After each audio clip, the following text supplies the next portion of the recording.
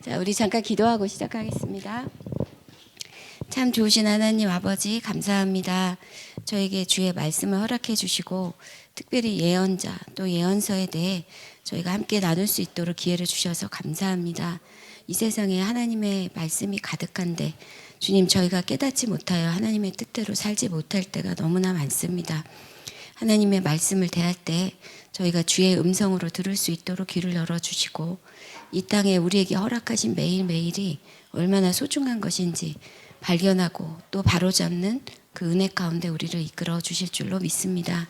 오늘부터 3주 동안 주님께서 친히 우리를 위해 말씀해 주시고 인도해 주시고 또 하나님의 말씀에 마음을 여는 귀한 시간이 되도록 인도하여 주옵소서.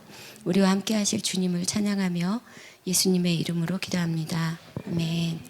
네, 지금 저희가 동행기도문으로 기도하고 있는 내용이 전도서를 하고 있어요. 그래서 전도서 지나면 이제 아가서 하고 나면 성경에 나온 시가서 부분이 다 끝나게 됩니다. 그리고 나면 이제 구약에 남은 부분을 저희가 예언서라고 하는데요. 그 예언서 부분에 이제 들어가시기 전에 같이 예언서가 도대체 뭔지에 대한 부분을 함께 나누면 좋겠다라는 생각이 들었어요. 그래서 앞으로 책은 많이 남아있지만 분량이 이제 좀 되게 많아요. 그죠? 이사야서도 66장이나 되고 예레미야서도 52장이나 되기 때문에 그게 거의 넉 달을 이제 저희가 매일 읽게 될 것 같아요. 그래서 여름까지는 충분히 이 예언서에 대한 부분을 읽고 또 말씀을 매일 붙잡고 기도하면 그 시간이 거의 맞지 않을까라는 생각이 듭니다. 제목을 예언서의 못자리라고 정했는데요. 그게 무슨 뜻이냐면 예언서가 태어난 자리에 대한 얘기를 하고 싶어서 그래요. 우리가 이제 살아가는 그 부분을 생각하면 항상 우리의 일상이 있습니다. 뿌리를 받고 있는 일상생활이 있고요. 그 안에서 우리가 하나님과 연관하여 하나님의 일 가운데 살아가게 되어 있어요. 특히 요즘처럼 이렇게 혼란스러운 전국을 이렇게 지나가다 보면 내가 지금 바로 가고 있는 건지 또 잘못하고 있는 것은 아닌지 그렇게 이제 생각이 들 때가 있죠. 솔직히 조금만 지나면 되게 모든 문제가 다 명백해지긴 해요. 그런데 문제는 이 시기를 지날 때 우리가 바른 결정을 내리는 거잖아요. 그래서 그 편차를 줄이기 위해서 우리는 사실 각자 열심히 노력하고 있거든요. 근데 그 이론 중에 하나로서 성도들의 노력은 어디 있을까 생각해 보면 아마도 하나님의 말씀을 제대로 알아듣고 하나님이 원하시는 자리에 서는 것, 그것이라고 생각이 듭니다. 그래서 저희는 요즘도 열심히 성경을 읽고 있고요. 그리고 그 말씀을 쫓아 하나님께 기도하고 있고 하나님 말씀하신 대로 살려고 애를 쓰게 되는 거죠. 이 모든 일을 하나님이 말씀하신다라고 하지만 우리가 하나님의 말씀을 어디를 통해서 듣게 되냐 하면 이제 성경 말씀을 통해서 듣게 되죠. 도대체 그러면 성경을 읽을 때 우리 안에는 무슨 일이 일어날까? 아니, 무슨 일이 일어나기를 기대하며 성경을 읽을까를 한번 생각해 봅니다. 그저 우리가 성도이기 때문에 성경을 읽어야 하기 때문에 읽는다. 뭐 그런 분도 있겠지만 그거 이상의 목적을 가지고 우리가 성경을 읽죠. 그래서 성경 읽기를 포기하지 못하는 이유가 우리가 성도로서 하나님의 음성을 듣기 위한 목적이 있기 때문이라고 생각이 들어요. 근데 그렇게 읽어도 무슨 말인지 도무지 모르겠다라는 고백들 많이 하시잖아요. 또 반대로 성경을 또 열심히 공부하시는 분들이 있으세요. 그래서 이제 열심히 외우시기도 하시고 전체적으로 이제 이게 무슨 말씀을 하시는지 공부하기도 하고 이 꿰뚫는 그 사관이 뭔지에 대한 그런 부분들도 또 신학적인 공부를 하시는 분들도 많이 있으세요.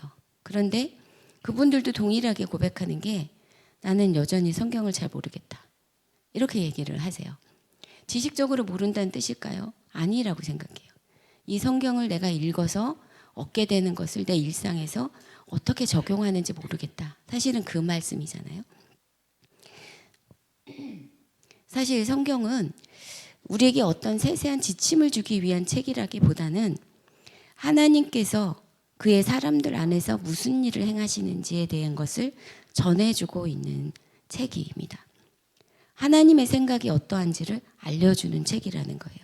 그래서 성경을 읽을 때 우리가 이제 정말 마음의 초점을 잘 맞춰야 되는 게 나에 대한 초점이 아니라 지금 말씀하고 계신 하나님께 대한 초점을 분명히 맞춰야 성경을 읽을 때 그게 우리에게 진짜 유익하게 되는 거죠.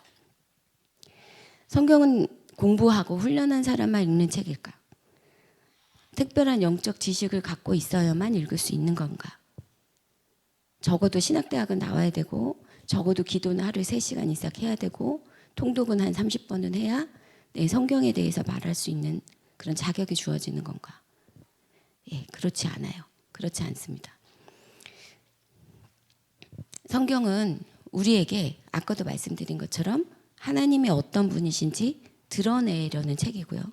하나님이 어떤 분이신지 보기 원하는 사람에게는 하나님의 그 뜻을 잘 보여주는 책이라고 감히 말씀드릴 수가 있어요. 성경을 읽을 때 정말 제대로 읽으면 우리가 충격을 받게 되어 있어요. 왜냐하면 하나님이 일하고 말씀하시는 그 방식이 우리가 일하고 말하는 방식과 너무나 다르기 때문인 거죠. 근데 만약에 성경을 아무리 읽어도 아무런 충격이 없다. 그러면 사실은 성경을 제대로 읽고 있지 못하다는 그런 반증이기도 합니다. 그래서 그 충격을 받은 사람은 이제 하나님이 말씀하신 세계 안으로 들어갈지 이제 그만둘지를 결정을 하시게 되겠죠. 근데 성도일 경우에는 조금 더 들어가기로 결정을 하세요. 그래서 이게 좀 이상하지만 이상한 나라 앨리스 같이 이상하지만 내가 신뢰하는 하나님, 나를 사랑하신다고 하는 하나님 안에 들어가기로 결정을 하고 혼란스럽고 이상하지만 내가 그 이전까지 알고 있었던 생각과 너무나 다르지만 그 안으로 들어가기로 결정을 하고 한 걸음 한 걸음 나갈 때 하나님이 일관적으로 우리에게 말씀하고 계시다는 것을 이제 발견하게 되는 거죠. 하나님의 관심은 하나님에 대해서 드러낸다고 말씀했잖아요. 그런데 하나님의 관심은 전적으로 우리에게 있어요. 하나님의 백성들에게 있어요. 그리고 우리가 기존에 알고 있었던, 즉 성경적인 용어로 말하면 원죄에 빠져있던 우리의 그 생활 방식을 버리고 하나님이 원래 우리에게 주시고자 했던 그 방식을 회복하는 거, 그게 하나님의 관심인 거예요. 그런데 이제 성경에 창세기부터 요한계시록까지 이야기를 쭉 생각해 보면 스토리잖아요. 이야기예요. 결국 우리도 한 번의 이벤트로 사람이 바뀌는 것이 아니라 쭉 이어지는 일상을 하나님과 함께 살아야만 우리의 삶이 변화된다는 것을 알려주고 있어요. 성경의 대부분의 그 분량이 이야기라는 것은 꼭 기억하셔야 돼요. 여러분 우리가 좋아하는 아브라함 이야기, 이삭 이야기, 야곱 이야기, 요셉 이야기, 다윗 이야기, 또 예언자의 이야기들도 다 이야기예요. 그러니까 이야기를 빼놓고, 즉 그냥 매일매일 진행되는 것 같은 하루하루를 빼고 하나님 이야기를 할 수가 없다는 거고, 그 매일매일의 우리 변화가 없이 진정한 하나님의 사람으로 우리가 살아갈 수가 없다. 그것을 성경 자체가 우리에게 증거하고 있는 거죠. 자, 그렇다면 우리 예언서 들어가기 전에 성경은 어떻게 읽어야 하나? 첫 번째는 그냥 읽어야 된다. 공부하지 마시고 그냥 읽으세요. 이 얘기예요. 근데 공부하다 보면 이게 생생한 부분이 다 사라져요. 제가 지난번에 성경 보따리 할 때도 한번 말씀을 드렸는데, 저는 이제 학교 갈 때, 학교 이제 신학교 가면 그 교과서를 주시잖아요. 교과서를 학교 들어가기 전에 이제 그걸 열심히 읽었어요. 너무 재밌는 거예요. 그러니까 외우지 않고 그냥 쭉 읽는 거예요. 국어 교과서에 보면 지금 기억에 몇 어찌라는 저기 그 약간 수필 같은 게 있었거든요. 근데 이제 기하라는 말을 몇 어찌라고 하더라고요. 그러면서 이 그 음을 쫓아서 한자를 따서 이름을 붙이는 그 이야기를 하면서 자기는 이제 제 저자가 누구셨는지 지금도 기억이 안 나는데 그 몇 어찌라는, 그게 분명히 몇 어찌라는 뜻인데 왜 이게 기하라는 말일까? 음을 따서 졌다는 걸 보고 그걸 이게 수필로 쓰신 거였어요. 너무 재밌었거든요. 그래서 기대가 됐어요. 이제 수업 시간에 들어가면 얼마나 재밌을까? 얼마나 재밌게 얘기를 해주실까? 근데 아시죠? 무슨 일이 벌어졌을지. 예, 문장 다 분해하고 그 단어 뜻 알고 뭐 여기서 시험 나올 문제 이런 거 얘기하지 그 수필에 대한 이야기는 안 하시더라고요. 근데 우리가 성경을 이렇게도 읽을 수 있어요. 근데 이렇게 읽으시면 유익이 하나도 없는 거예요. 사실 제가 주어 동사 이거 몰라도 그러니까 수필의 그 아름다움을 이미 느꼈잖아요. 그리고 그것을 통해서 더 한 걸음 나갈 수 있는 부분이었는데 공부를 하는 바람에 다 사라져 버렸어요. 성경도 마찬가지예요. 잘 알고 싶은 마음에 공부를 하지만 공부하기보다 먼저 되는 거는 먼저 그냥 읽으세요. 이해 못해도 상관없어요. 한 30분쯤 읽으면 이해되겠죠. 네, 그래서 공부를 하지 마시고 그냥 읽어. 외국어도 그래요. 외국어도 처음에 가면 말이 하나도 안 들리지만 그 이야기를 계속 듣다 보면 어느 순간에 귀가 트이잖아요. 아이들이 말 한마디 단어를 하려면 1000번을 들어야 된대요. 1000번을 듣고 나면 엄마 소리가 나온다고 얘기를 하더라고요. 성경도 하나님이 우리에게 이거를 이렇게 주신 이유는 공부해서 시험 보자 이런 뜻이 아니라 나랑 대화하자라는 뜻이거든요. 그러니까 성경은 하나님의 말씀을 듣기 위해서 듣는 게 우선 돼야 돼요. 그러니까 공부하지 마시고 먼저 읽으십시오. 이게 첫 번째. 두 번째는 특별한 계시를 기대하지 말고 일반적으로 적용한 말씀을 듣기 위해서 읽는다. 이게 두 번째예요. 그 특별 계시 이거 신비한 거 이런 거 쫓아다니시면 진짜 큰일 납니다. 그런 게 가끔 있어요. 가끔. 그런데 진짜로 하나님이 우리에게 관심을 갖고 있는 거는 우리의 일상이에요. 그래서 성경은 사실 어려운 책이 아니에요. 우리가 이제 그 단어나 상황이 낯설 뿐이지 성경 자체 쓰여진 그 문체나 이런 것들은 전혀 어렵거나 이렇게 좀 지식이 충만한 사람만 읽을 수 있는 책은 절대 아니라는 거예요.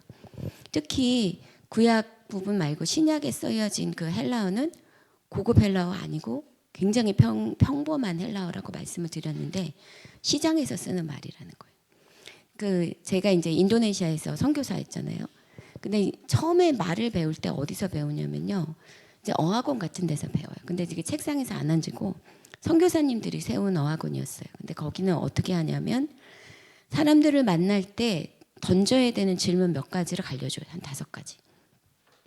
그리고는 매일 숙제가 뭐냐면 거리로 나가는 거예요. 그래서 이 질문으로 다른 사람하고 이야기를 하는 거예요.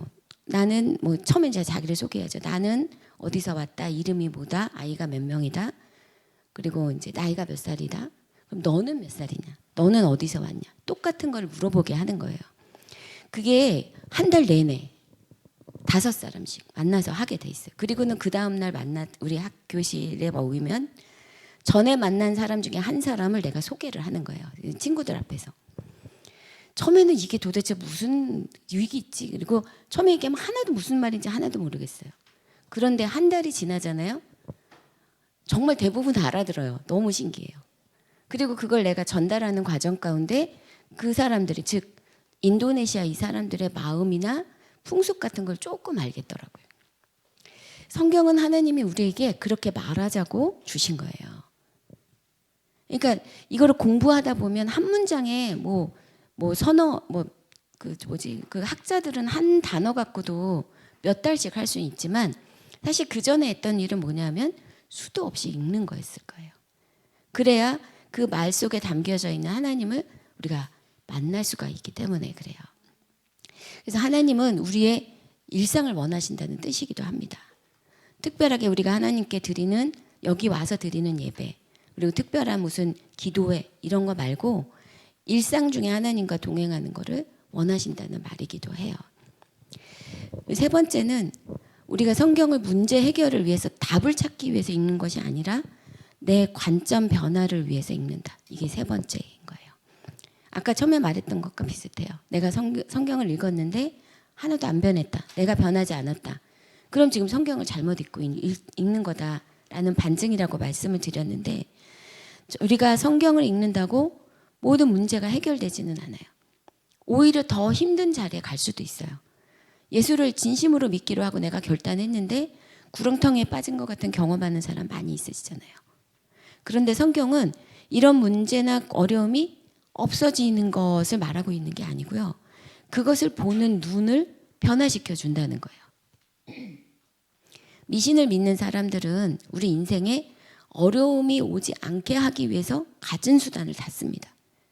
그렇죠. 굿도 하고 뭐 돈도 내고 하는 이유가 내 삶에 어려운 일이 오지 않게 하기 위해서. 그런데 성도들은 그렇게 생각 안 해요.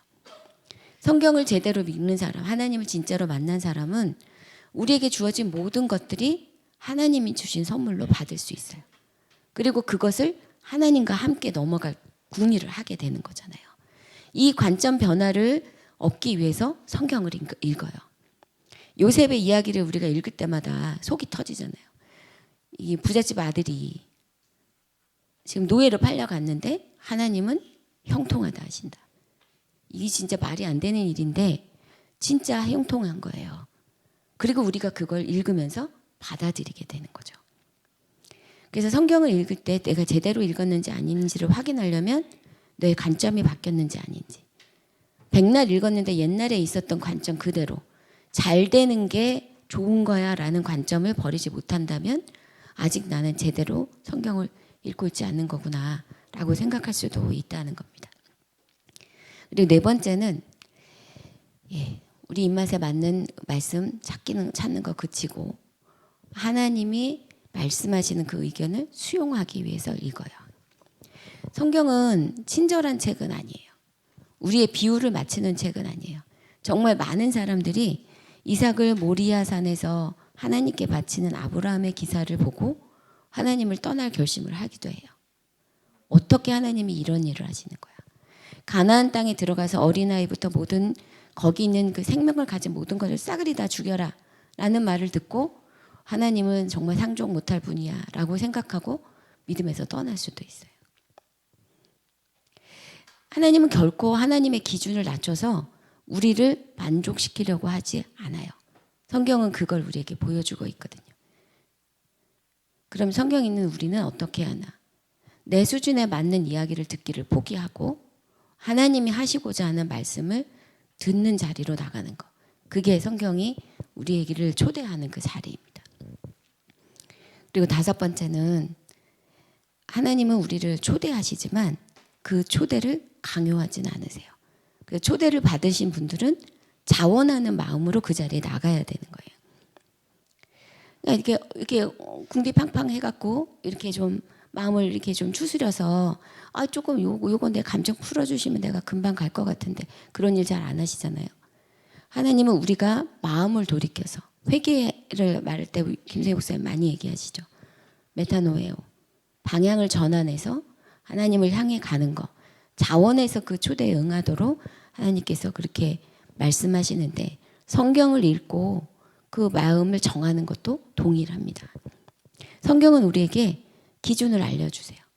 하나님의 뜻을 알려주세요. 그럼 거기에 대한 우리의 반응, 성경을 읽는 우리는 어떻게 하나? 거기 그 말씀에 자원하여 초대에 응하라. 그게 우리에게 대한 부르심이라는 거예요. 이게 극명하게 나타난 자리가 어디냐면요. 이제 바로 예언서예요. 예언서가 되게 멋있잖아요. 예언자. 그러면 뭔가 있어 보이고 멋있죠. 그리고 성경에서 어떤 말씀 좋아하세요? 이렇게 물어보면 거의 대부분 예언서 좋아한다고 말씀하세요. 멋있잖아요. 이사야, 예레미야. 와, 한 세대 살면 나도 저렇게 한번 좀 살아보고 싶다. 이런 생각이 드는 사람들이 바로 그 예언자들인데요. 실제로 예언자들은 어떤 사람일까? 제가 1번 써놓은 게 환영받지 못한 사람이에요. 성경에서 예언자는 믿음의 눈으로 보면 되게 멋있는데요. 실제로 그 길을 보면 만만치 않은 삶을 살았던 사람들이에요. 예언자는 하나님의 뜻이 무엇인지 눈치 안 보고 담대하게 선포하고 잘못 가고 있는 사람들에게 너 지금 잘못 가고 있어 라고 말해주는 사람들이었거든요. 그렇기 때문에 사실 신학교에서도 예언자의 인기는 높아요. 신학교를 보통 어떻게 말하냐면 신학생들은 예언자라고 생각을 하고요. 선지자라고 부르기를 원하며 커갑니다. 그리고 신학교 자체는 이제 선지동산이라고 해요. 선지자들이 있는 동산 그렇게 말하고요. 그 방송도 저 선지자의 소리 그렇게 들었어요. 이렇게 멋있어 보이는 선지자의 삶이지만 실제로 대부분은 이게 신학교를 졸업하고 나면 그리고 대부분의 성도들도 예언자의 역할을 평생 감당하기는 원하지 않는 경우가 많아요. 예언자는 하나님의 말씀을 현재 지금 이 자리에서 선포하는 사람이기 때문에 현실에서 예언자가 그대로 받아들이기는 드려지기는 굉장히 힘들었기 때문에 그래요.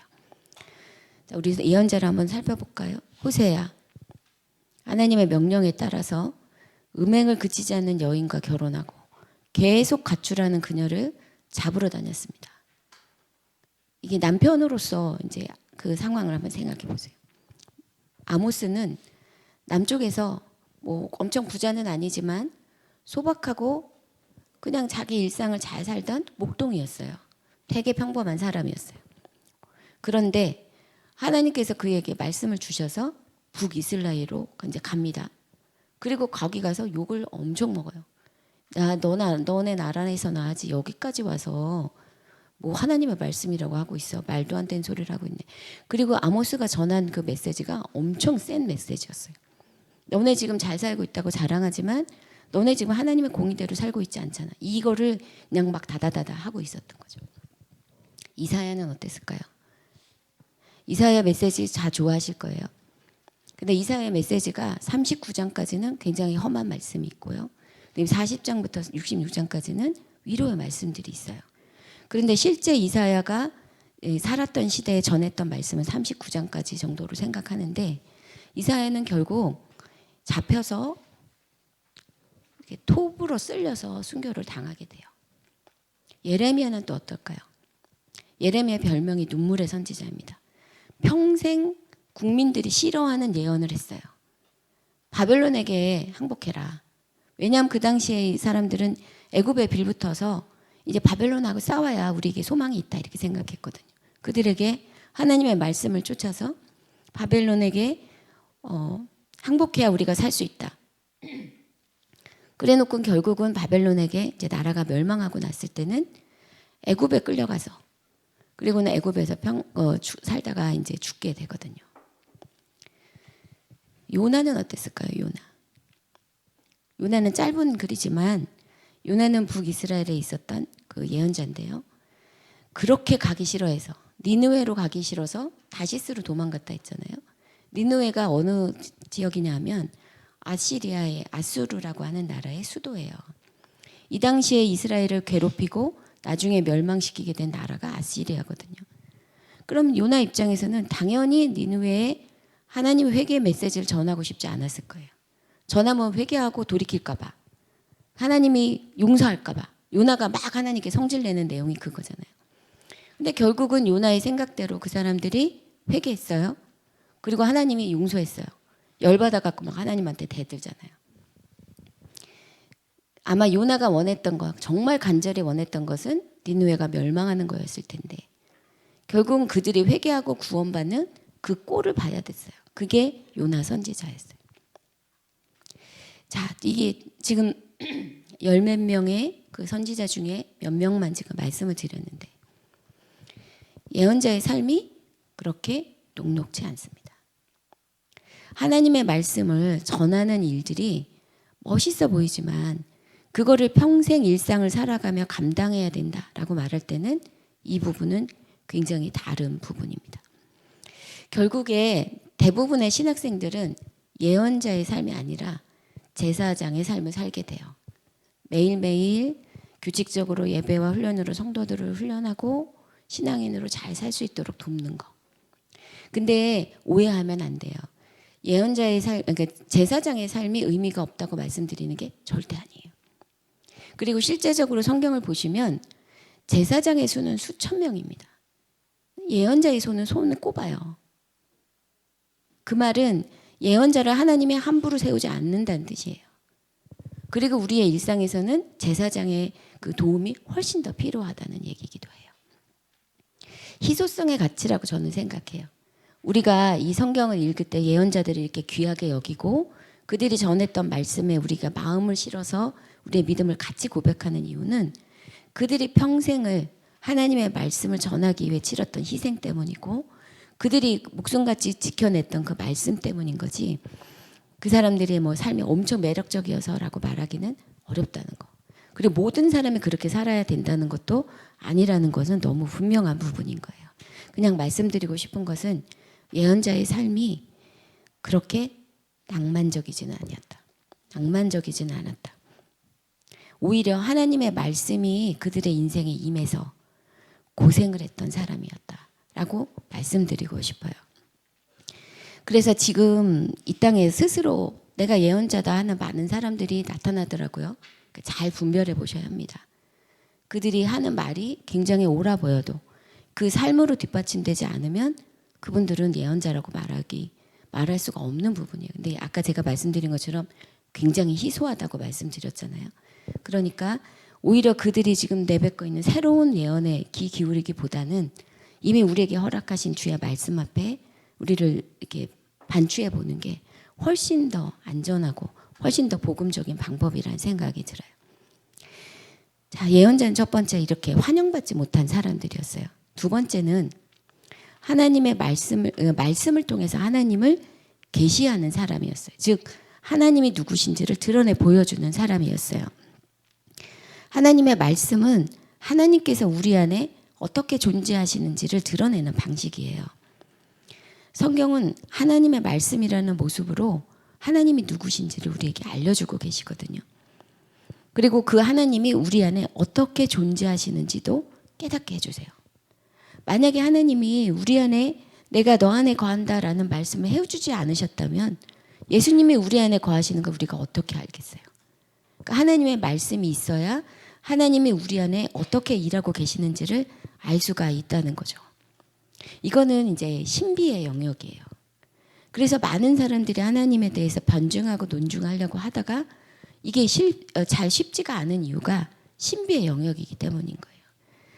그런데 이 하나님이 본인 스스로를 드러내서 우리에게 보여주지 않으시면 우리는 도무지 알 수가 없다. 이것을 이제 계시라고 합니다.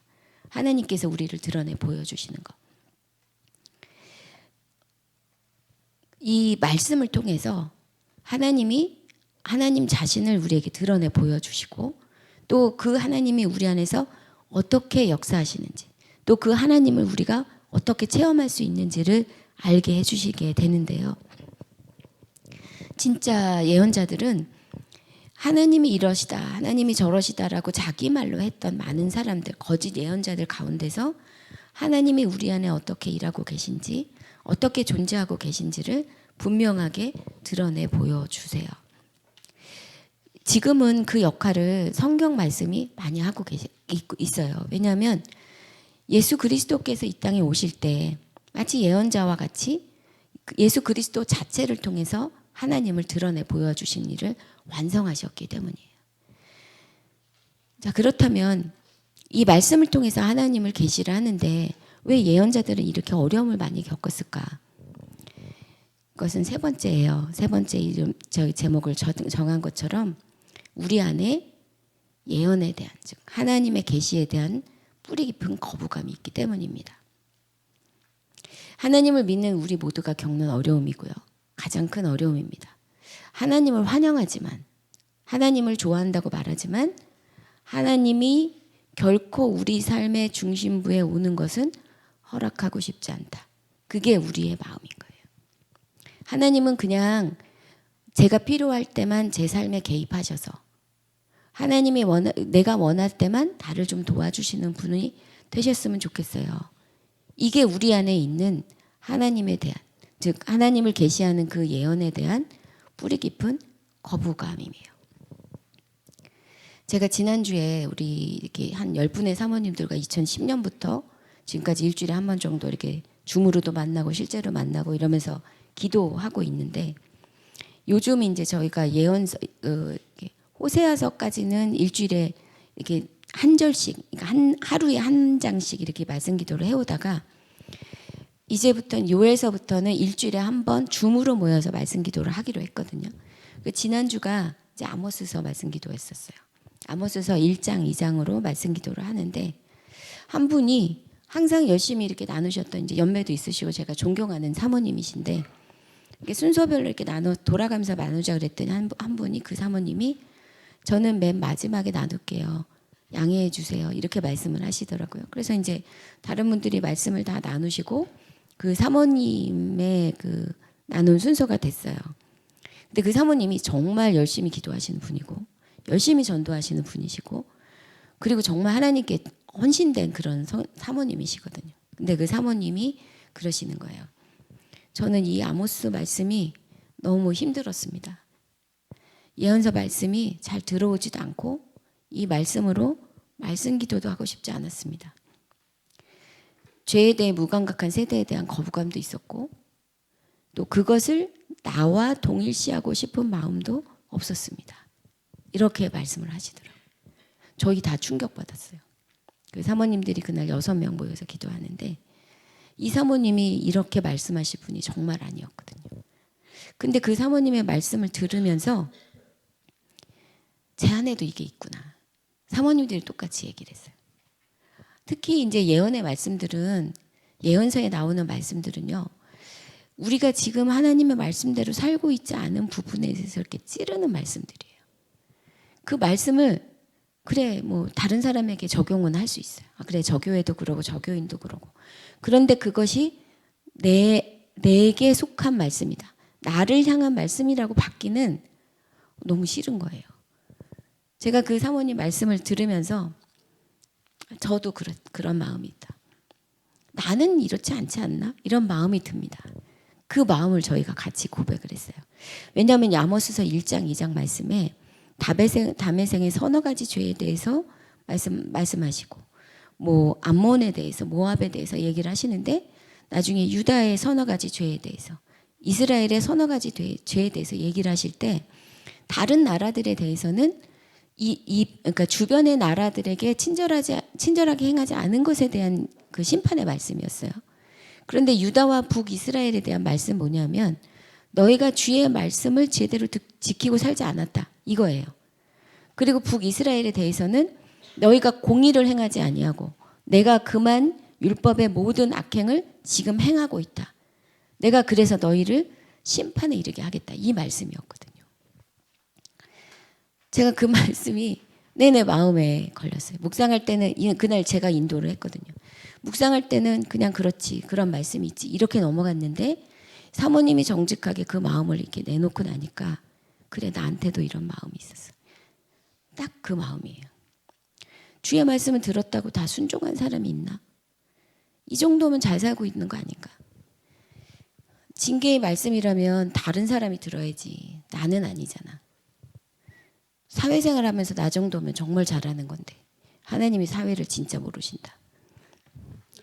정말 주님이 나를 구원해 주신 건 감사하지만 주인 노릇까지 계속 감당하시면 나는 사회생활을 포기해야 되는데 이상을 모르시는 거 아니야. 이 정도면 이만큼이면 다른 사람보다 낫다고 자신하는데 더 바라시면 욕심이세요 하나님. 이런 마음. 사실 예언서를 읽을 때 끊임없이 우리한테 오는 그런 올라오는 마음들이 이런 마음이더라고요. 예언의 말씀을 예언자를 통해서 하나님의 말씀을 들었던 유다의 심정이 어땠을까? 북이스라엘의 심정 등이 어땠을까? 생각을 하게 되더라고요. 우리의 입장이 예언에 대한 거부감이라면요. 하나님은 타협이 없으신 거예요. 율법을 기준으로 내 삶을 봐라. 끊임없이 그 얘기를 하세요. 하나님이 어떤 분이신지에 대해서 쉬지 않고 얘기하세요. 네 상황? 뭐 알겠어. 그렇지만 이렇게 해야 되지 않겠니? 이렇게 부드러운 말씀이 아니라 찌르고 외치는 말씀들이 계속 선포가 됩니다. 그리고 예언자들은 그의 말을 듣는 사람들, 그 사람들을 일으켜 깨우는 게 그들의 몫이었어요.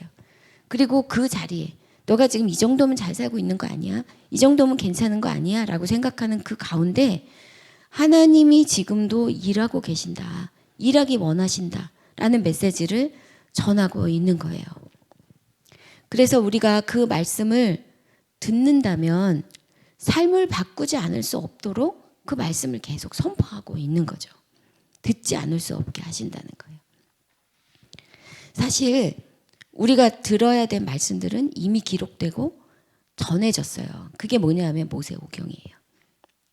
이스라엘 사람들에게도 이미 모세오경은 이 말씀이 주어지기 천 몇백 년 전에 이스라엘 백성들에게 주어졌어요. 그 말씀을 통해서 하나님의 뜻이 무엇인지를 너무 잘 알고 있어요. 그런데 왕국을 이루고 분열왕국 과정 가운데 이렇게 지나가면서 그 정신이 이제 희미해지기 시작한 거죠. 우리도 그렇잖아요. 철저까지 약속했지만 좀 지나면 그 마음이 흐려져요. 하나님께서 여러 가지 장치를 만드셨어요. 그리고 신명기를 통해서 한 번 더 확답을 받고 이스라엘 사람들을 가나안 땅으로 집어넣었어요. 그곳에서 1년에 3번씩 성전에 가서 예배하고 추수할 때마다 일상생활 할 때마다 자기 삶을 돌아보고 집을 들어오고 나갈 때마다 하나님의 말씀을 기억하고 그 매일매일에 사는 그 삶에서 율법을 범하지 않으려고 율법대로 살려고 무지하게 애를 썼던 사람이 바로 이스라엘 사람들이에요. 그런데 그 세월이 지나고 나니 모세오경이란 율법은 남아있지만 그리고 율법을 존중하는 백성이라는 자신들의 정체성은 남아있지만 그 말씀은 이미 그들의 일상 중에 죽어가기 시작한 거예요. 죽어간다고 여기는 거는 죽었으면 좋겠다 하는 마음도 있겠죠. 꼭 그렇게 안 살아도 되잖아 라는 마음이 은근슬쩍 있어서 그걸 어느 정도 타협하고 살아가는 게 일상이 되었다는 거예요. 그리고 이제 아모스서나 이런 걸 보면 그 일에 동조했던 제사장들에 대해서 율법에 대해서 아주 통렬하게 비판을 하고 있거든요. 사회 전반적으로 그래 이 정도면 괜찮잖아. 이 정도면 딴 나라에 비하면 뭐 이런 마음가짐이 계속 남아 있었는데 예언자라는 이 불편한 사람들이 나타나서 그것을 찔러서 깨우기 시작한 거예요. 이거 아니잖아. 말씀에서는 이렇게 얘기하지 않았잖아. 너네가 지금 먹고 살만하다고 이거는 지금 서랍에다 집어넣고 없는 척하면 그건 안 되는 거잖아 라는 이야기들을 지금 예언자들이 하고 있었어요. 말씀이 임하기 전에는 전혀 문제가 없었던 거. 문제가 없었던 상황과 현실이었는데 그 정도는 모든 사람들 다 그렇게 하고 있잖아 라고 이게 협의할 수 있는 그런 상황이었는데 주님의 말씀이 임하니 예언자들이 전해주는 하나님의 말씀이 임하니 이제 이거는 그런저런 문제가 아니라 순종하지 않으면 반드시 죽는 메시지가 되어버린 거예요. 그래서 예언자들이 너무 불편한 사람이 된 거죠. 자, 그런데 예언의 목적이 이 사람들을 죽이는 데 있었을까? 그렇지 않다는 거예요. 오해하지 말아야 돼요. 예언자들이 전하는 말씀은 이들을 정죄하고 심판하는 데 그치는 것이 목적이 아니었어요. 만약에 심판이 목적이면 이런 말씀을 전할 필요도 없어요. 그냥 심판하면 되지. 폼페이 화산도 어느 날 갑자기 확 터져서 죽었잖아요. 그런데 만약에 누군가가 이 화산이 터질 거야, 터질 거야, 터질 거야 라고 얘기하고 다녔다면 무슨 뜻이에요? 터질 때 죽지 말라는 뜻이잖아요. 도망가라는 얘기잖아요. 쓰나미 밀려오고 화산 폭발하기 전에 지금 그거 하고 있어요.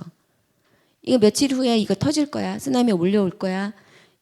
그만 무슨 뜻이에요? 빨리 대피하라는 뜻이잖아요. 예언자의 말도 그거라는 거예요. 지금 심판하실 거야. 하나님이 이것을 미워하신다. 이런 죄를 싫어하신다.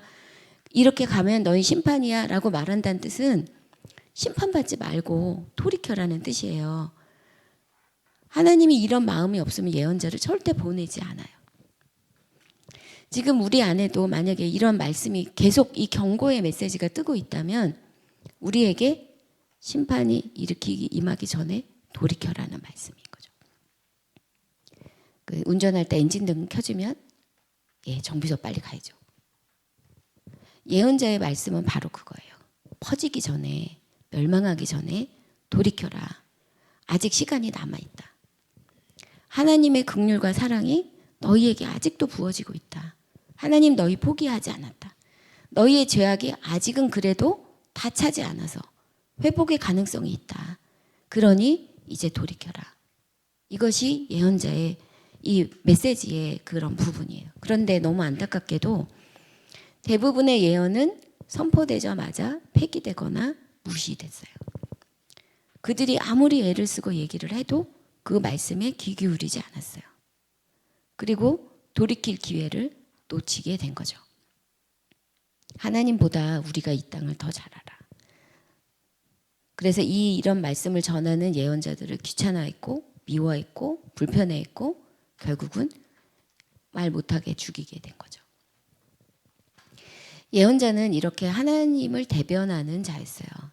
그런데 이 예언자들은 하나님을 대변하는 자였지 듣는 자들의 그 마음을 맞춰주는 사람들은 아니었어요. 그러니 그들이 듣기 좋게 말씀을 전하는 자는 아니었다는 거죠. 사람들의 마음에 들려고 노력하기보다는 그들이 전해야 하는 하나님의 마음에 합한 사람이었다. 이 사람들이 바로 예언자들이었어요. 예언자들은 하나님을 설명하지 않았고요. 하나님을 사람들의 수준으로 낮추지도 않았어요. 하나님의 기대치를 절대 낮추지 않았다는 뜻이에요.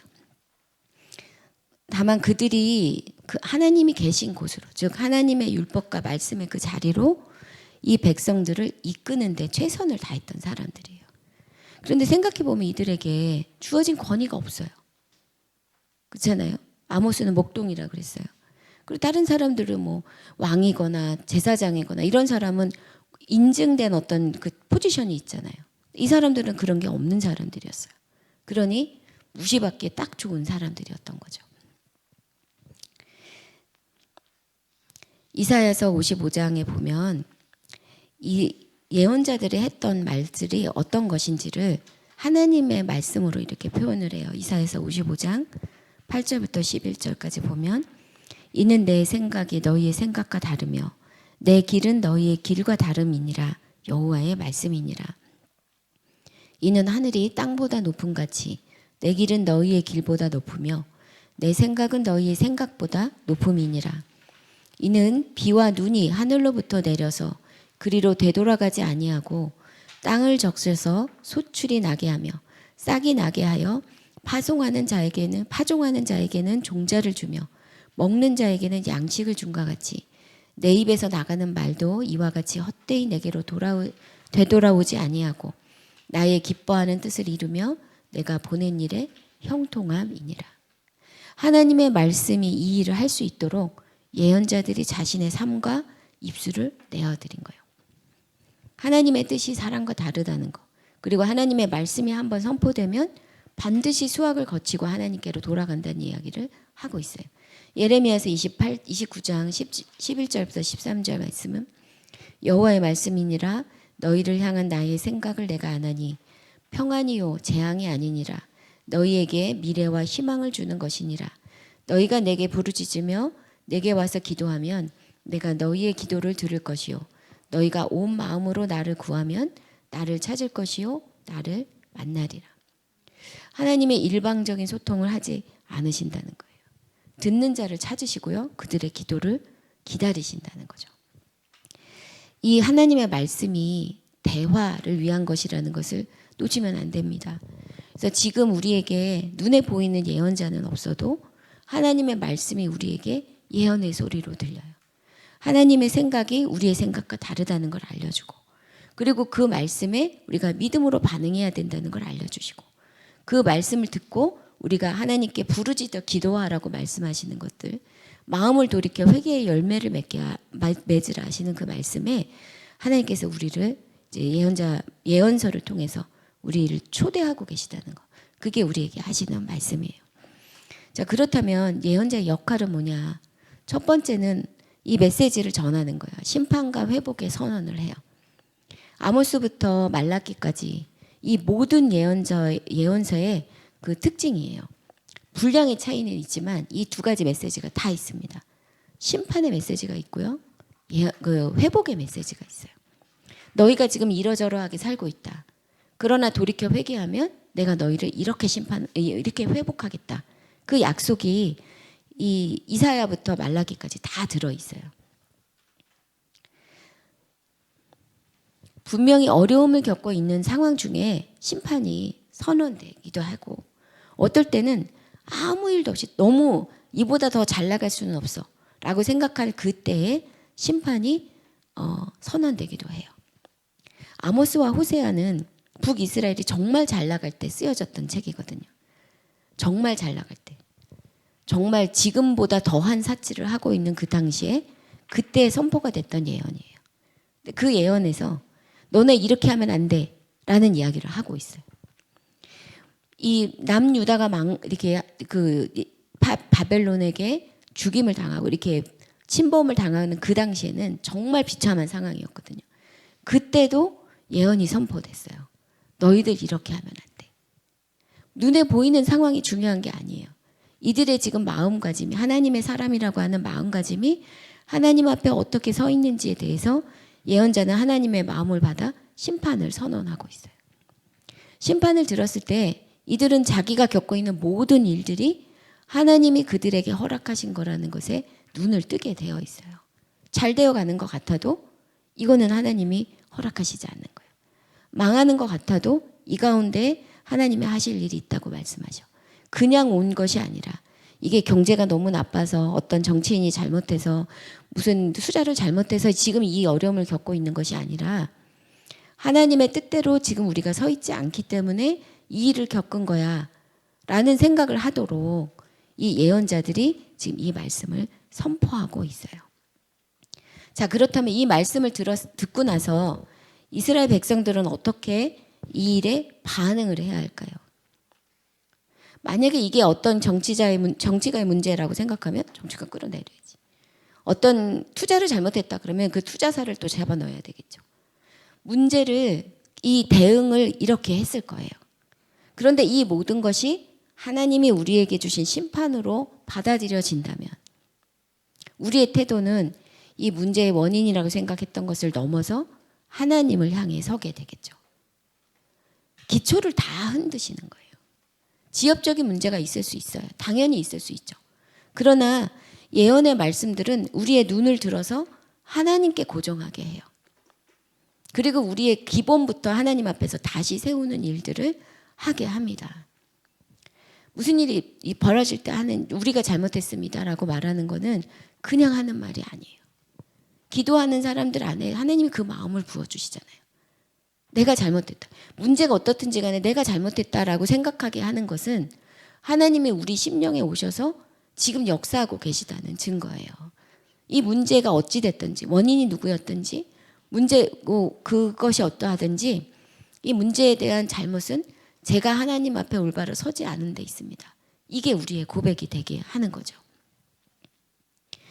그러나 이게 쉽지 않아요. 그리고 우리는 본전 생각이 납니다. 내가 이것을 잃은 게 얼만데 이렇게 끝낼 수는 없어. 대부분의 백성들 지도자들이 예언자의 예언 듣기를 거절했어요. 본전 생각을 한 거죠. 이미 하나님의 법을 떠나 잘못된 길로 걷고 있던 이들이 이것을 포기하고 다시 주의 길로 간다. 힘들었죠. 손해를 감수하기도 힘들었을 거예요. 대가 지불도 만만하지 않았어요. 그래서 실제로 주의 예언이 선포됐을 때 그것을 받아들이고 회개하고 회복의 역사로 간 예는 그렇게 많지 않아요. 근데 항상 슬픈 역사는 반복되잖아요. 우리도 예언서를 읽는데 이 일에 대해서 우리가 결단 내리지 않으면 우리도 동일한 전철을 밟을 수밖에 없어요. 그래서 우리에게 하나님이 예언서를 주신 것 같아요. 두 번째는 심판과 회복의 선언과 함께 우리의 일상이 얼마나 소중한지에 대한 것을 예언서가 얘기를 하고 있어요. 하나님과 우리의 관계는 어디서 드러날까? 예배 자리에서 드러나죠. 그러나 그 예배가 진짜인지 아닌지는 어디서 드러나냐면 우리의 일상에서 드러나요. 매일 우리가 살아가는 삶에서 우리의 진짜 믿음이 드러나게 된다는 거죠. 아까도 말씀드린 것처럼 아모스서 북이스라엘의 사회에서 하나님의 공의와 질서가 무너져 내리고 음란과 탐욕이 가득한 것에 대한 심판 메시지가 통렬하게 전해져요. 미가서는 남유다에서도 이런 일이 일어나고 있다를 고발합니다. 하나님 안에서 우리 성도들의 모든 삶의 영역은 거룩한 영역이에요. 예전에는 교회의 삶이 중요하고 일상은 중요하지 않다고 생각하는 그런 생각하신 분들이 많이 있었어요. 요즘은 많지 않다고 저는 생각하는데 그게 맞아요. 거룩한 영역이 속된 영역이 따로 있는 게 아니고요. 거룩한 내가 가는 영역은 다 거룩한 자리야 라는 게 바른 이해인 거죠. 그러니까 하나님이 우리에게 그래서 물어보시는 거예요. 내가 진짜 하나님의 말씀으로 살고 있냐? 하나님 뜻대로 사는 것이 나의 소원이냐 물어보시는 거예요.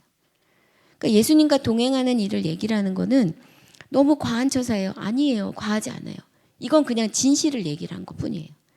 예수님이 나와 함께 하시니 내가 처하는 모든 자리가 거룩한 거예요. 그리고 내가 만나는 모든 사람이 나를 통해서 예수님을 만나는 게 정상인 거예요. 이것이 나눌 수 있다고 생각하는 것 자체가 지금까지 가장 큰 이단이었고 그게 지금까지 우리의 교회를 망쳐놓은 거죠. 이것을 회복하는 게 가장 중요한 일인 거고요. 더 이상 나누지 않는 것이 필요한 부분이에요. 어느 이웃보다 어떤 가족보다 하나님이 우리에겐 실제입니다. 그리고 그분과 동행하는 것을 한시도 잊지 않아야 우리가 진짜 성도로서 살아가는 거예요. 우리가 이렇게 거리를 지나고 있을 때 선교지에서도 마찬가지예요. 그 사람들이 내가 말하지 않아도 우리를 주목해 봐요.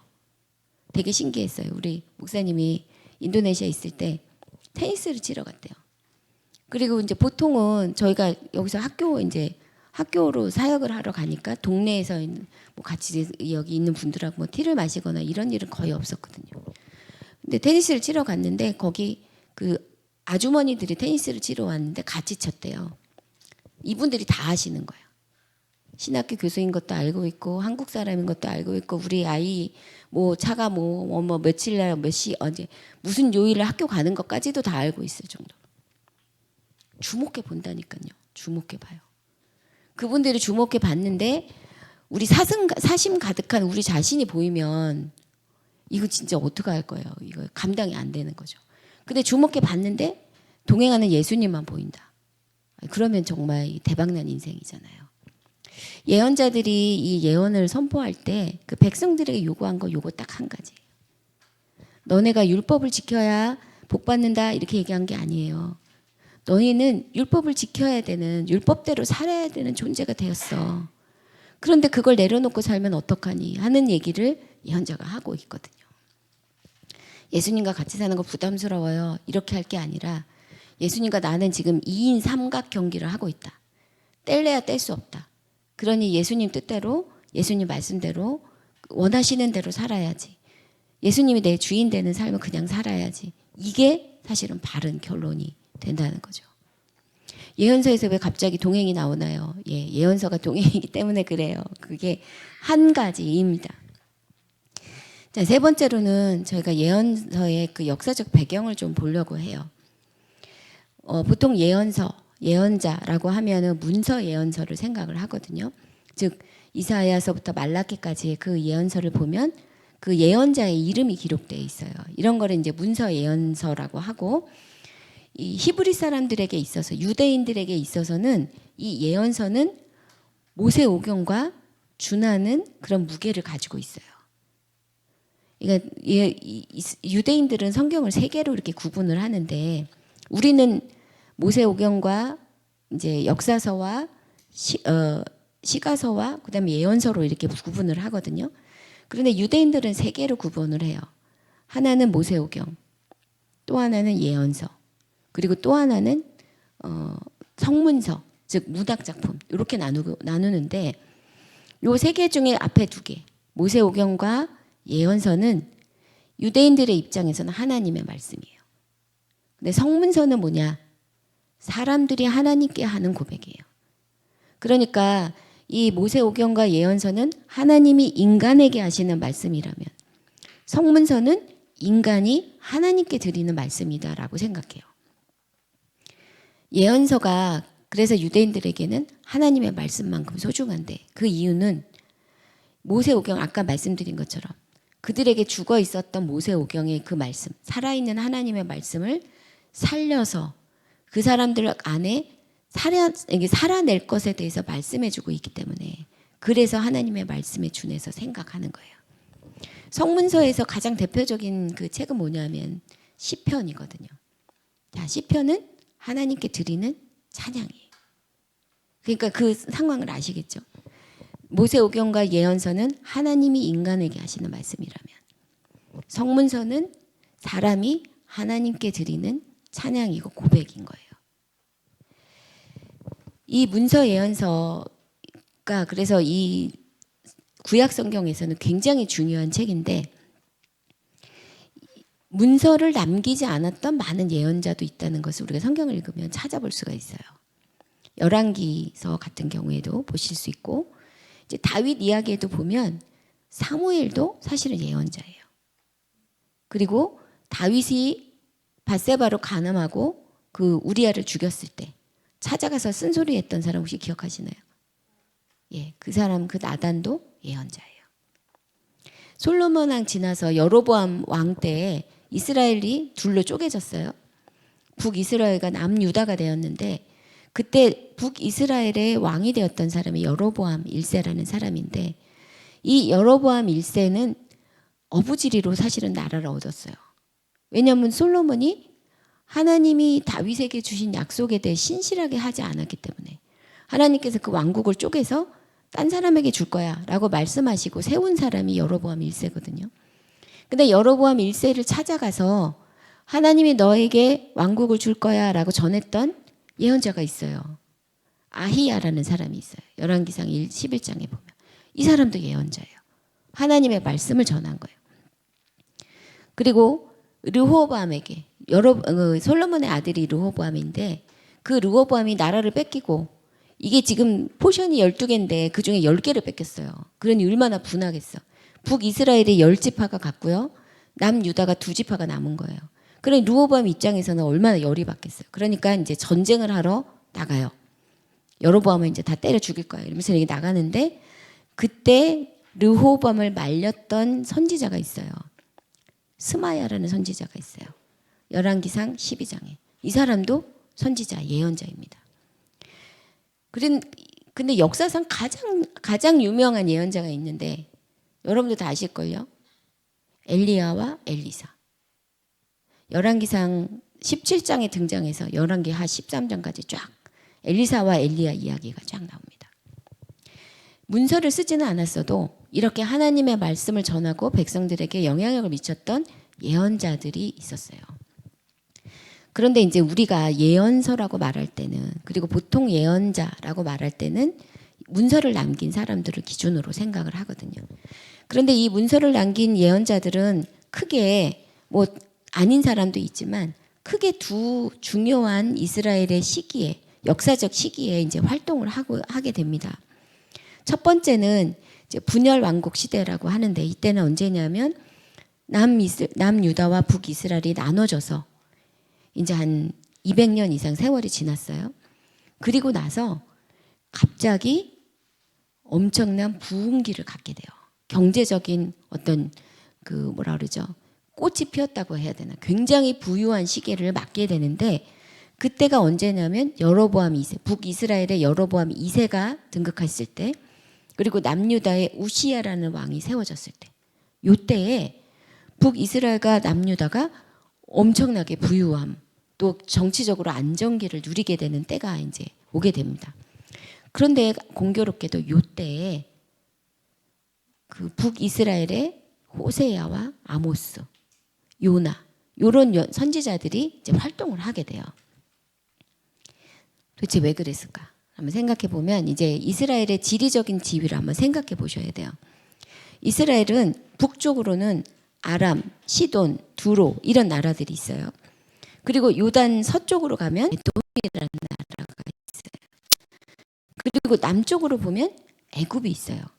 그럼 동쪽은, 아니 서쪽은 바다예요. 그래서 거기는 나라가 없어요. 예전에는 이제 블레셋이라는 나라가 있었지만 다윗 이후로 그 사람들은 다 점령돼서 힘을 못 쓰게 됐거든요. 자, 그러면 이스라엘은 북쪽과 서쪽과, 아니 북쪽과 동쪽과, 동쪽 맞죠? 동쪽과 남쪽을 이렇게 삥 둘러서 강대국들이 이제 둘러싸게 되는데, 이 모압과 암몬과 에돔은 저희 이스라엘과 비슷비슷한 사람들이라 괜찮아요. 그런데 북쪽에 있었던 아람은 다메섹이라는 곳인데 세요. 강력했어요. 그리고 이 나라에 그 왕들이, 엄청 센 왕들이 계속 들어서면서 북이스라엘을 계속 압박했어요. 그러니까 북이스라엘은 이 아람을 막아내기 위해서 계속적인 전투를 할 수밖에 없는 상황이었어요. 그러니 이제 밖으로 전쟁을 하니 안에서 생활하는 게 궁핍할 수밖에 없겠죠. 그런데 이때 무슨 일이 일어났냐면, 아람의 북쪽에 아시리아라는 나라가 일어나기 시작한 거예요. 아시리아라는 나라가 일어나면서 이 모든 어떤 그 국제 정세가 바뀌기 시작했어요. 그 전에는 부족별로 나라가 이렇게 세워졌거든요. 그러니까 부족이 커져도 사실은 그 크기는 별로 그렇게 차이가 많지가 않은 거예요. 그런데 아시리아는 어떻게 됐냐면, 이게 제가 그냥 쉽게 말씀을 드리는 거예요. 아시리아가 이제 정권을 잡으면서 그 옆에 나라들을 점령해 가기 시작했는데, 엄청난 크기의 제국으로 정말 무지막지하게 나라가 커지기 시작한 거예요.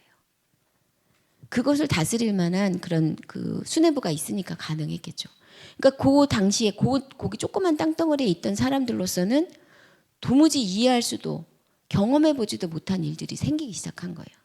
근데 그게 제일 크게 힘을 미쳤던 자리가 어디냐면 아람이었어요. 아람. 그러니 지금 아람으로서는 이 막 일어나고 있는 아수르와의 전쟁을 정말 몸바쳐서 감당해야 할 수밖에 없는 상황이 되었는데, 이전에 한 번도 겪어보지 못했던 아주 엄청난 세력을 지금 아수르가 밀어붙이고 있는 상황이에요. 자, 그럼 아람의 입장을 한번 생각해 볼까요? 북쪽에서는 아시리아가 내려와. 얘를 지금 막아내야 우리가 지금 살아나요. 자, 그럼 그 밑에 있는 북이스라엘을 신경을 쓸 수 있을까요? 없을까요? 없어요. 그러니 이때 지금 북이스라엘이 누린 문화적인 어떤 경제적인 그 상황은 북이스라엘이 자기 힘으로 누린 게 절대 아니라는 거예요. 어부지리로 얻었어요. 아람이 지금 아시리아랑 싸우고 있는 그 사이에 이 북이스라엘은, 특히 여로보암 2세는 야금야금 그 위에 땅들을 점령해 가면서 영토를 최대로 확장한 그런 시기예요.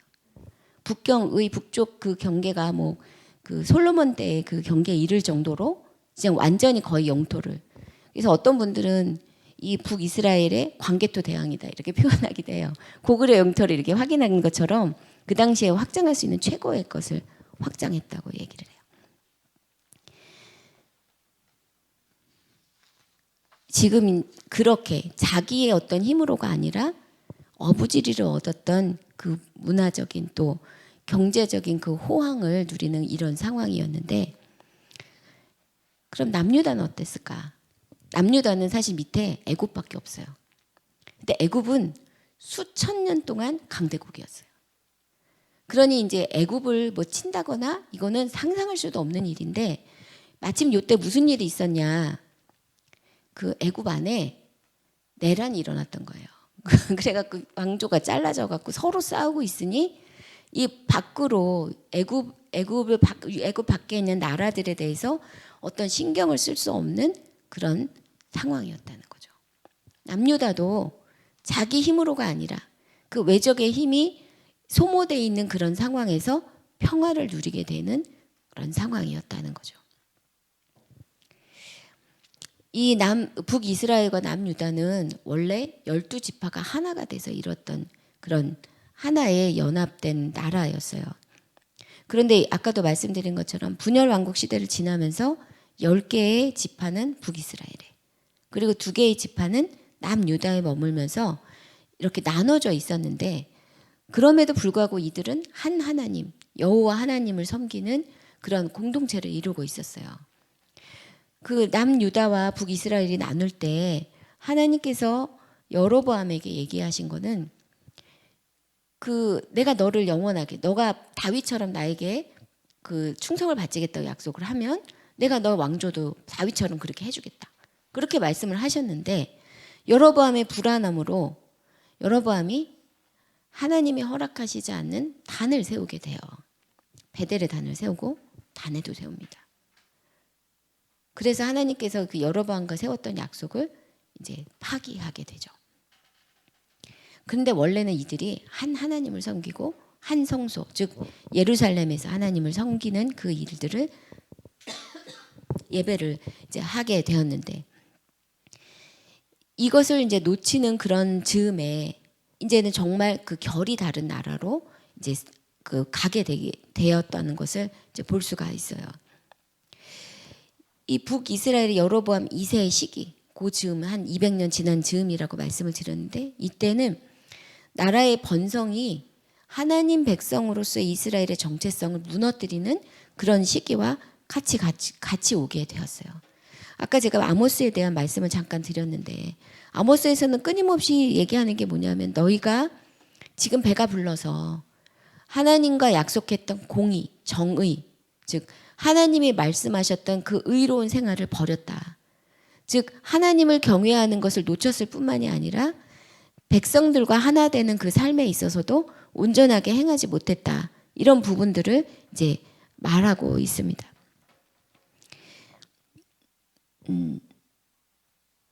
그래서 이 말씀을 통해서 아모스도 그렇고 이 당시에 호세아도 그렇고 그들에게 원하는 것은 그들이 그 자리에서 돌이켜 하나님을 경외하는 자리로 다시 돌아오는 것뿐이었는데 그들은 이 말씀을 듣는 대신에 정치적인 부분에 있어서 신앙적인 부분은 다 놓치고 그리고 이제 정말 그 소용돌이 속으로 들어가게 돼요. 이때 이후로 이때가 지금 여로보암 2세가 통치하고 이제 죽었을 때가 BC 790년에서 740년 경인데요. 실제로 20년 후에 722년에 북이스라엘은 완전히 멸망하게 돼요. 그때 왕들이 정말 수도 없이 바뀌고요. 계속 반란이 일어나게 됩니다. 이 정치적으로 그렇게 혼란스러운 상황이니 하나님을 의지하는 그 믿음의 자리에 가기는 더더군다나 어려운 상황이었어요. 남유다 같은 경우는 다윗의 왕조로 이어지고 있었지만 북이스라엘은 그 왕조가 계속 바뀌게 돼요. 죽이고 다시 등극하고 그리고 또 죽이고 또 다시 등극하고 그런 혼란 가운데 하나님만 경외하는 신앙을 찾는 것은 사실 어려운 상황인 거죠. 이 예언자들이 열심히 말씀을 전하고 있었던 이 시기가 지나고 북이스라엘이 아시리아에게 멸망된 이후에는 이 북이스라엘은 그 거기에 있었던 지파들은 정말 흔적도 없이 다 사라지는. 아시리아의 정책이 그래요. 사람들을 하나를 점령하게 되면 그 사람들이 반란을 일으킬까 봐 거기에 있는 사람들을 다른 지역의 사람들과 바꿔요. 혼혈 전책을 일으키죠.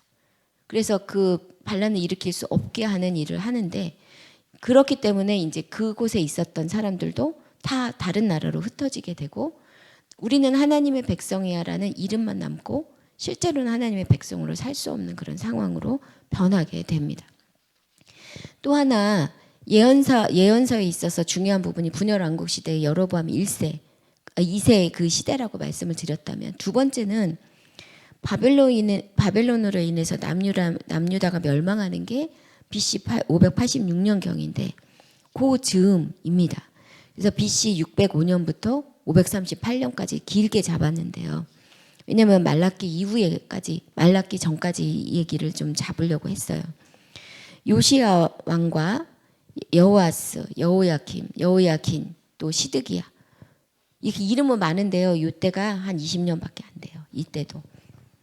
북이스라엘이 멸망한 후에 남유다만 살아남은 기간이 한 150년 정도 돼요.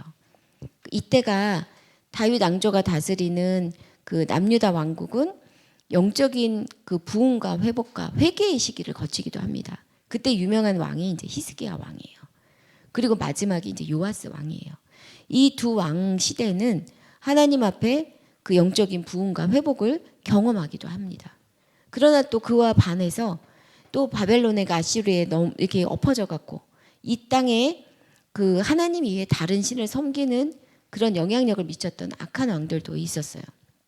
그런데 결국 이 시기도 견디지 못하고 이제 남유다도 바벨론에게 이제 멸망을 하게 되죠. 근데 요 즈음에 예언자들이 나타나요. 그리고는 그들이 전한 메시지는 남유다가 살아남을 수 있는 유일한 방법은 하나님의 말씀으로 돌아가서 하나님만 의지하는 것이다. 예, 당시 정세가 정신없이 돌아가는 상황이었어요. 바벨론파 있었고요. 아수리파 있었고요. 애굽파 있었습니다. 어디를 붙여도 사실은 앞을 알아볼 수가 없는 상황이에요. 그런데 하나님의 말씀으로만 돌아가라. 하나님만 의지하라. 라는 말씀을 들었을 때 어떤 생각이 들었을까요? 정말 정신없이 이게 막 국제정세가 돌아가더니 결국은 절대 멸망하지 않을 것 같았던 아시리아가 하루아침에 무너지고 바벨론에게 멸망했어요. 애굽조차도 바벨론과의 전투를 계속 벌이면서 하루는 이기고 하루는 지고 하루는 이쪽에서 전쟁이 일어났다 하루는 위쪽에서 일어나는 이런 일들이 계속 진행되게 됩니다. 정말 어디를 봐도 혼란하기 그지없는 상황을 이제 맞이하게 됐는데 그런 이 상황 속에서 예언자들이 하나님의 말씀을 예언을 해요. 근데 아까도 말씀드린 것처럼 환영받지 못한 사람들. 그러나 끝까지 하나님의 말씀을 전했던 사람들도 이들이 드러나게 됩니다. 정치적인 혼란이 계속되는 것은 우리로 되게 어지럽게 하고 어디로 가야 할지 무엇을 해야 할지 우리가 도대체 누군지를 헷갈리게 합니다. 그런데 예언서는 너무 분명하게 어떤 상황에도 성도인 우리가 의지할 분은 하나님이시라고 말씀해주고 있어요. 예수를 안 믿던 사람들에게는 이 이야기를 받아들이는 게 쉽지 않아요. 그런데 여러분 우리가 지금 예수를 믿은 지 하루 이틀이 아니라면 결정을 내리셔야 될 것 같아요. 내가 진짜 의지하는 게 뭔지. 상황은 바뀔 수 있습니다. 그런데 지금 결정을 안 내리시면 혼란은 더 가중될 뿐이에요. 세상이 아무리 뺑뺑 돌아간다 하더라도 우리가 정신 차리고 우리 안에 그 결론이 분명하면 우리는 어지럽지 않아요. 무슨 결정을 할지 하나님께서 매일 인도해 주실 거니까. 그 결정을 내리라고 우리에게 하나님이 이 예언서를 주신 거예요. 시대별로를 이렇게 정리를 좀 해봤어요. 주전 8세기, 즉 남북 분열왕국, 아까 여로보암 2세 그 당시에 요나와 아모스, 호세아가 있었고요. 그 다음에 이사야 선지자, 또 미가가 있었습니다. 주전 7세기, 6세기는 이때는 이제 막 혼란스러운, 남유다가 혼란스러운 시기였어요. 이때는 예레미야와 에스겔. 그 예레미야는 예루살렘에서 예언을 했고요. 에스겔은 바벨론에서 했어요. 포로로 잡혀가서. 그리고 주전 7세기, 6세기 그 소예언적, 그러니까 예레미야와 에스겔은 이제 분량이 많은 예언서를 쓴 거고 소예언서를 쓴 사람들은 나훔과 오바댜, 하박국, 스바냐, 요엘입니다. 주전 6세기, 5세기는 이제 포로기 이후에 돌아와서 쓴 사람들은 학개와 스가랴. 이 두 사람은 성전 재건에 대한 그 예언을 받아서 전했고요. 그다음에 그보다 이제 100년 후에 성전이 지어지고 나서도 원했던 그 부흥을 경험하지 못했을 때 그때 말씀을 전했던 사람이 이제 말라기예요. 근데 여기에 이제 제가 따로 다니엘서를 이제 빼놨는데요. 다니엘서는 그 시기만으로 보면 예레미야, 에스겔 또 그 이후하고도 연결이 됩니다. 그런데 실제로 이 책이 다루고 있는 내용을 보면 신구약 중간 시대예요. 시기적으로 굉장히 달라요. 헬라 시대라고 볼 수가 있는데요. 그래서 우리 성경에서는 이 책을 예언서로 넣어 있어요. 그죠? 그 이사야, 예레미야, 에가, 에스겔, 다니엘 이렇게 해서 예언서에 들어가 있는데 유대인들의 책에서는 이 책이 성문서로 들어가 있어요. 그것도 거의 뒤쪽에 들어가 있어요. 이 순서가 이 성문서에서는 되게 중요한데 이 뒤로 갈수록 얘는 성경으로 넣어야 되나 말아야 되나 고민이 된다 이런 뜻이에요. 근데 성문서로 넣어야 될까 말아야 될까 고민했던 맨 마지막 책이 뭔지 아세요? 역대기예요. 역대기. 우리가 말하는 역대기서가 맨 마지막에 있어요. 그래서 이제 다니엘서로 예언서를 우리 기독교에서는 넣기 때문에 예언서로 읽는 거 괜찮습니다. 그런데 조심해서 읽으셔야 돼요. 왜냐하면 이 책을 묵시 문학으로 넣었다는 것을 기억을 하셔야 되는데 유대인들은 육시 문학으로 생각을 했어요. 그래서 우리가 지금 그 헬라 시대에 있었던 그 얘기들을 예언으로 읽게 되면 잘못하면 신비주의에 빠질 수가 있어요. 근데 하나님이 우리에게 원하시는 이 예언서의 그 핵심은 뭐냐면 네가 지금 살고 있는 그 현실에서 하나님을 바라봐라 이 얘기거든요. 그러니까 신비한 어떤 그런 지식을 쫓는 게 하나님의 목적이 아니에요.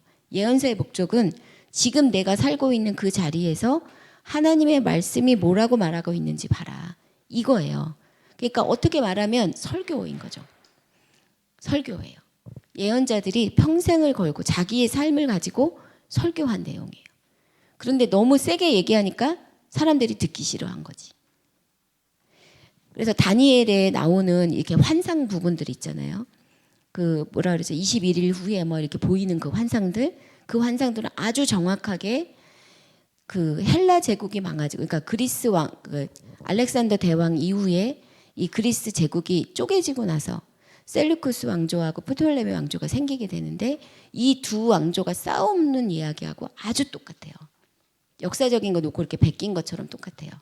그러니까 그 부분을 읽으실 때는 이 책이 예언이라고 생각하면 신비적인 어떤 환상 보고 있는 사람들을 쫓아갈 수 있게 하거든요. 근데 그런 게 아니라는 것을 분명히 알고 보시는 게 굉장히 중요한 부분이라고 생각이 듭니다.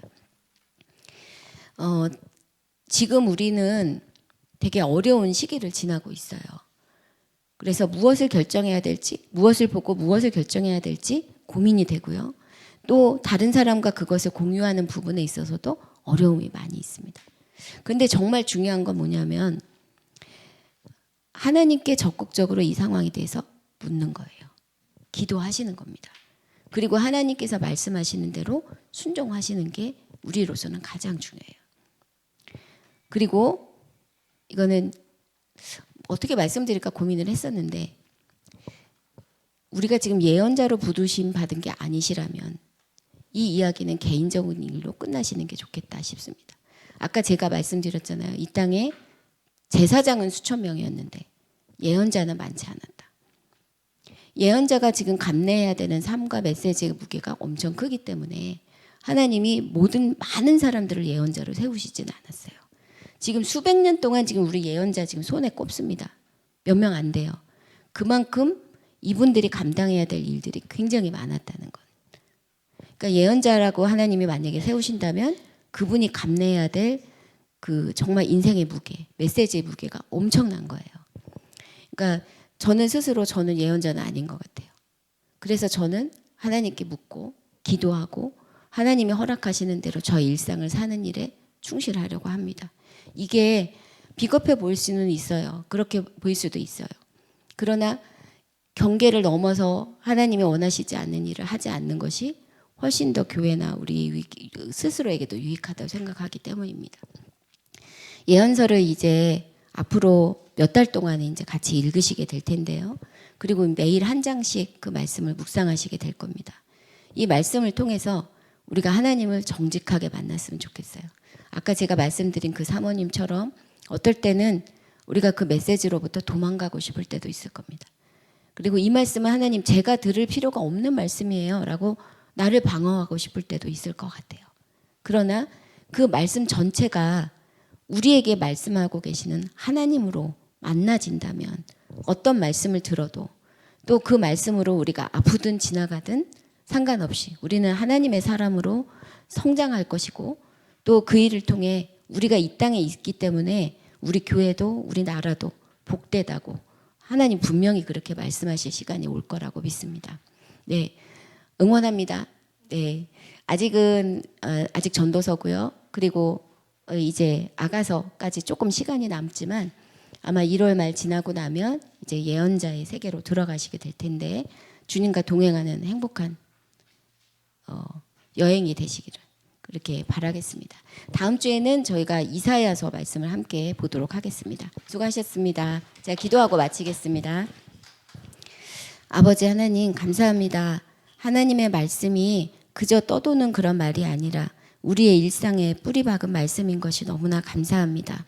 하나님 어렵고 힘든 그런 시기를 지나며 주님을 향해 우리의 눈을 열 수 있도록 저희를 초대해 주셔서 참으로 감사합니다. 하나님의 말씀이 살아있고 지금도 역사하신다는 것을 주님 저희가 믿사오니 말씀을 읽을 때마다 우리의 눈을 열어주시고 주님의 말씀이 우리의 심령 가운데 더 충만하게 채워지기를 주님 간절히 소원합니다. 하나님 우리에게 사는 이 시대를 위해 더욱더 기도하기를 원합니다. 하나님께서 허락하시는 한 걸음 한 걸음을 정직하고 용기 있게 주님 살아나가기를 원합니다. 하나님 그러나 그 또한 동일한 마음으로 우리와 또 다른 생각을 갖고 우리와 또 다른 입장에 있는 이들과도 연합하여 나가기를 주님 간절히 소원합니다.